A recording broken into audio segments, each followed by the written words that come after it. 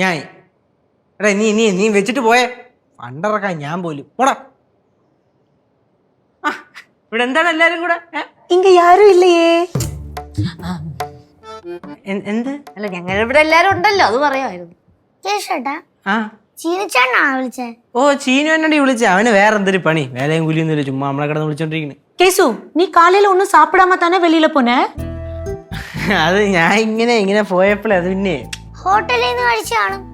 കനകാന്റിക്ക് തോന്നുന്നുണ്ടോ ഇത് ഇത്രയും നേരം വിശന്നിരിക്കുന്നു? ഉറപ്പായിട്ടോ പുറത്തുനിന്ന് കഴിച്ചു കാണും.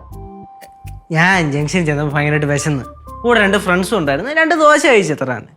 അത്രേ കൊള്ളാം. 4 ദോശ കഴിച്ചു.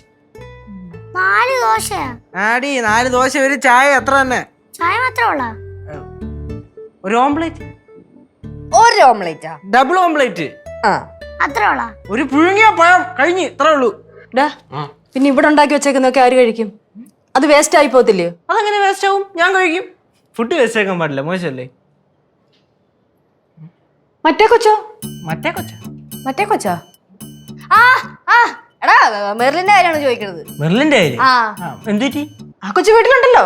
ആ കൊച്ചു വീട്ടിലുണ്ടല്ലോ. വീട്ടില്? വീട്ടിലില്ലേ? വീട്ടിലുണ്ട്. വീട്ടിലുണ്ട്. അത് നിനക്ക് എങ്ങനെ അറിയാം? അപ്പൊ നീ അവളെ വിളിച്ചായിരുന്നാ? ഇല്ല, വിളിച്ചില്ല. അപ്പൊ പിന്നെ നിനക്ക് എങ്ങനെ അറിയാൻ വീട്ടിലുണ്ടെന്ന്? അവള് വീട്ടില് ഉണ്ടാവുമല്ലോ, അപ്പൊ അങ്ങനല്ലേ ഇപ്പൊ വിളിച്ചാ? അപ്പൊ നീ അവളുടെ വീട്ടിൽ പോയാ? ആര് പോയി? ഞാനൊന്നും പോയൊന്നുമില്ല. പിന്നെ നീ എങ്ങനെ അറിഞ്ഞുണ്ടെന്ന്? എന്റെ പൊന്നോ, എനിക്ക് അറിഞ്ഞൂടാ. ഞാൻ ഫോണും വിളിച്ചിട്ടില്ല, വീട്ടിലും പോയിട്ടില്ല, എനിക്ക് അറിഞ്ഞൂടാ.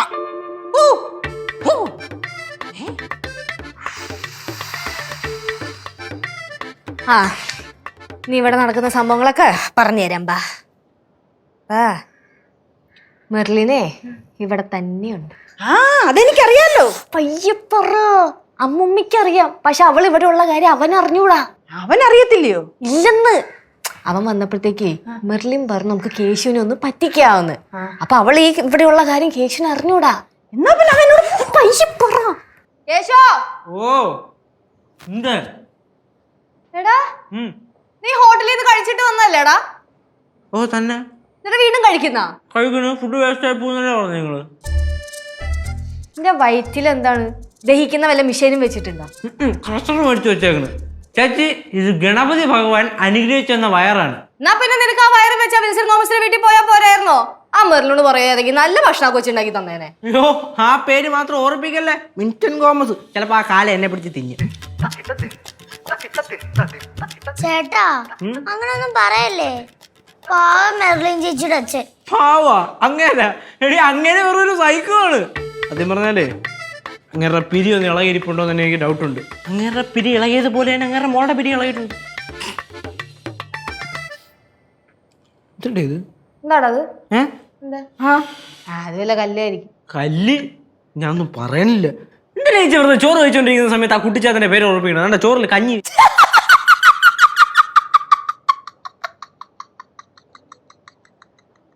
എന്താ എന്തൊരു ശരിയായത്? എവിടെ കേക്കാന്നറിയാവോ? അതെന്താന്നറിയാമേ, മെർലിൻ ചേച്ചിയുടെ അച്ഛന്റെ പിരിവെട്ട് ഇടയ്ക്ക് മെർലിൻ ചേച്ചിക്ക് ഉണ്ടെന്ന്. മക്കളെ പാറേ, ചേട്ടൻ എങ്ങനെ പലതും പറയും എന്നും പറഞ്ഞോണ്ട് നീ അത് കേട്ട് പിടിക്കേണ്ട കാര്യമൊന്നുമില്ല കേട്ടാ. ഉള്ളും ചേച്ചി അച്ഛല്ല പിരിവെട്ട് പോലും.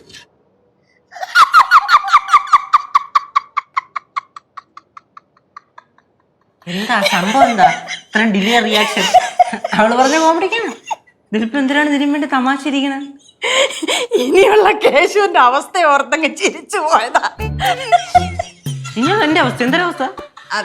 എന്നാലും നീ ഇപ്പൊ മെർലിന്റെ ഫ്രണ്ട് ആണല്ലോ, അപ്പൊ മെർലിനെ പിരിവിട്ട് എന്തായാലും നിനക്കും കിട്ടുമല്ലോ, അതാലോചിച്ച് ചിരിച്ചതായിരിക്കും. ഓ അതാ.